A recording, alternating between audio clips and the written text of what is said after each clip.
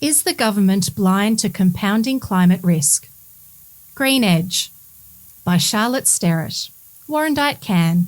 The choices we make today on how rapidly we cut climate pollution over the coming years will determine exactly how dangerous our future becomes. The National Climate Risk Assessment, published by the Australian Government in September, outlines the worst risks that Australia faces, from extreme heat to flooding and drought into the future.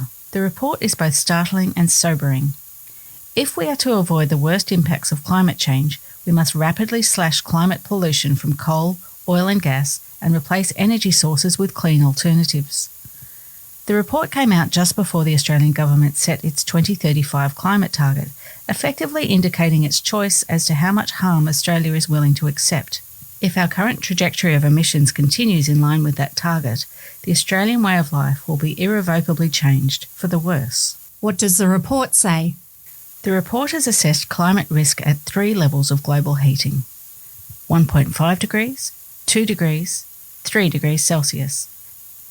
Based on current policies to cut climate pollution, the world is estimated to heat up by 2.7 degrees Celsius by 2100. This would indicate that the report's 3 degree scenario is becoming increasingly likely based on the choices we are making. Australians in a world with this level of global heating can expect 3.5 times the number of severe extreme heatwave days compared to current levels, huge increases in the number of deaths due to extreme heat, such as 444% more deaths in Sydney and 423% more in Darwin. Average Australian government spending on disaster recovery increasing by about 600% by 2090. About 17 times more coastal flooding, from an average of 15 days per year to around 257 days per year. 700,000 additional days of work being lost every year by 2061 due to more frequent and more intense heat waves, particularly affecting agriculture, construction, manufacturing and mining.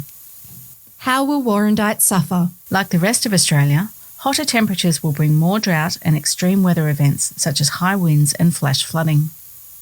Warrandyte is already known as a bushfire hotspot, and for every 0.1 degree of heating, this risk increases significantly.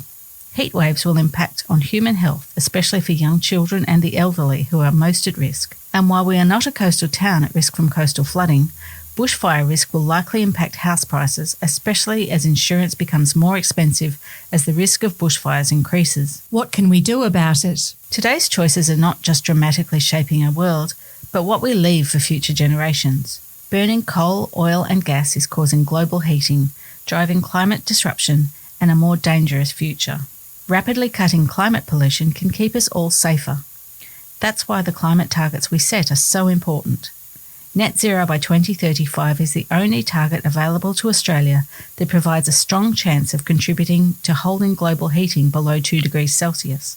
But the Australian government's newly released climate target of a 62 to 70% reduction target falls well short of what's needed.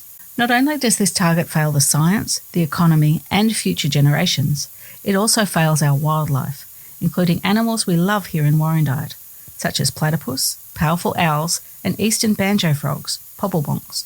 Australia has everything it needs to lead on clean energy and a transition away from fossil fuels and the destruction of forests. Now is not the time to slow down action on climate change.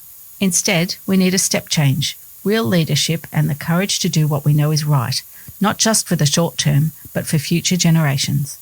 This article has been adapted from a briefing paper by the Climate Council, plus the author's own analysis of Australia's 2035 climate target. Charlotte Sterrett is a former Yarra River keeper and member of Warrandyte CAN and advocates for a swimmable birrarung. This article was read by Rebecca Rose. Sandy Miller.